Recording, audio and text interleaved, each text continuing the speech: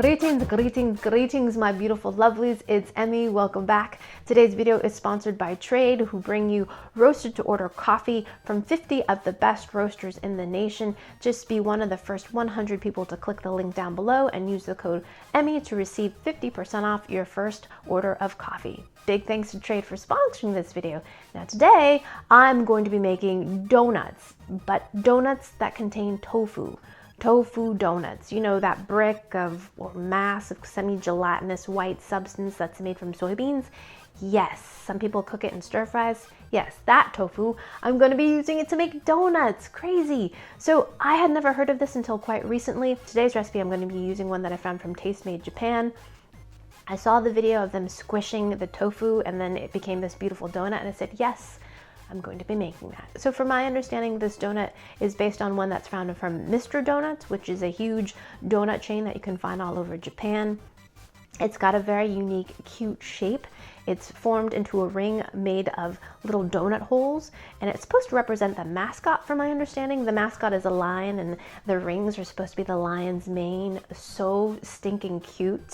So I'm making this donut for two reasons. Number one, what does a tofu donut taste like? Number two, there's a really great deep frying technique that I will show you soon that I really want to try. So let's get on with making the donuts. But before we make the donuts, let's fuel up on some coffee. This is one of my favorite things besides consuming the actual coffee, is the ritual of making the coffee. I love pouring the beans, I love sniffing the beans, I love grinding the beans, and all the anticipation built into drinking the coffee. And one of the things I love about Trade is that the recommendations are based on my personal choices. I took a little coffee test. A coffee is recommended for me, and I love that. I usually drink my coffee black, and not all coffees are best consumed that way. I also like the fact that roasters ethically source their coffee beans, and that supply chain ensures that the money gets to the farmers. So be one of the first 100 people to click the link down below and use the coupon code Emmy to receive 50% off your coffee. Big thanks to Trade for sponsoring this video. Now let's go ahead and make some donuts. So we're gonna add this to our sieve. Press our 200 grams of silken tofu through our sieve. Make sure we scrape all this into the bowl. 130 grams of cake flour. Now cake flour is different than all-purpose flour. It has a little less gluten in it and makes your cakes fluffier and lighter. Now we're gonna add 130 grams of sweet rice flour. Sometimes it goes by the name Mochiko. And that's what's going to give it a little bit of chew. 7 grams of baking soda. 60 grams of sugar. This seems a little dry to me. This does not look like the dough they had in the video. So I'm going to add more tofu. I'm going to add another 70 grams of tofu. Let's see what that does. Another 30 grams of tofu. So that's a total of 300 grams of tofu. Alrighty, so I've got some vegetable oil heating up here in a deep fat fryer. Today I'm using a brand new deep fat fryer because the last time I made donuts, which was with my brother, by the way, I'll put the link up above and down below, I learned that cast iron sometimes holds on to flavors, and the donuts we made, while they looked beautiful, they tasted a bit like stew. So if you want to avoid that, I'm going to use a fryer specifically made for deep fat frying. It's stainless steel, so it shouldn't absorb any flavors. Alrighty, so while the oil is heating up, I'm going to go ahead and shape our dough. And now I'm going to take my dough and form them into balls. I'm going to make 8 of these. So there we have it, a ring of 8 balls.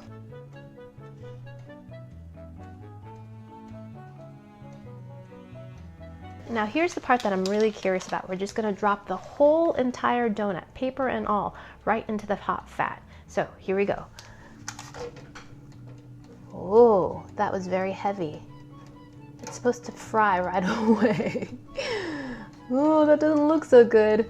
It sank all the way to the bottom. That does not look so great. Maybe I should increase the temperature slightly and have it at 350. Well, my donuts look very heavy. Oh, here they come, here they come.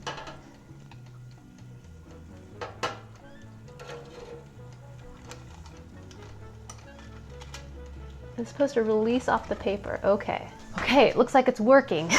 I'm gonna drop in another one. Okay. Hello, gorgeous. They look like bracelets, so stinking cute.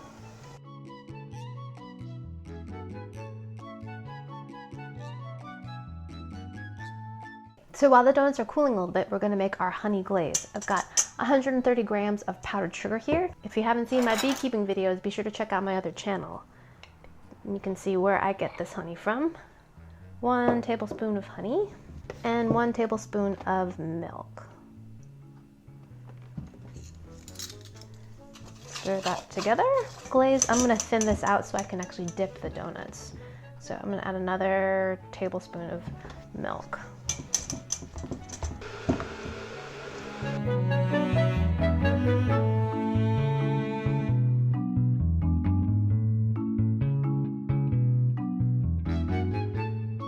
Here's my beautiful pondering donut, and I got myself a hot cup of coffee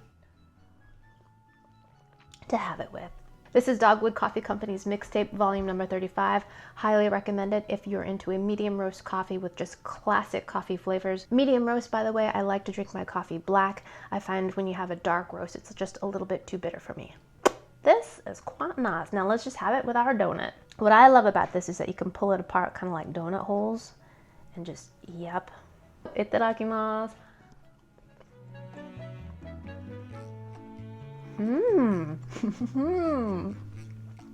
It is quite different than a typical donut. It does have a little bit of crunch on the outside, and as you can see, plenty of glaze. What I find unique about this is kind of like a combination between a cake and a yeast donut in its texture.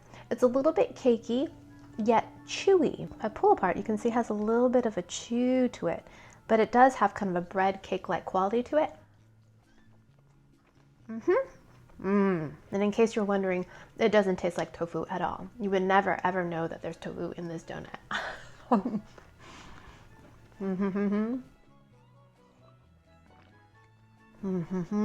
Alrighty, so there you have it, tofu donuts. And would I recommend them? Absolutely. They have such a marvelous and unique texture to them. They are a little bit of a chore to make in terms of shaping. It does take more time than you might think to kind of shape them and then of course fry them. And I also recommend using a deep fat fryer. I like the fact that you can adjust the temperature specifically using a thermostat, and of course you can clean it so you don't have any cross-contamination of flavors. I got mine on sale during the holidays, so that's a good time to pick one up. Alrighty, I hope you guys enjoyed that one. I hope you guys learned something. Thank you guys so much for joining me. Big thanks to Trade for sponsoring this video. Be one of the first 100 to click the link down below and use the code Emmy to receive 50% off your first purchase of coffee. Thank you guys again, and yeah, share this video with your friends. Follow me on social media, like, subscribe, and I shall see you in the next video. Toodaloo, take care, bye!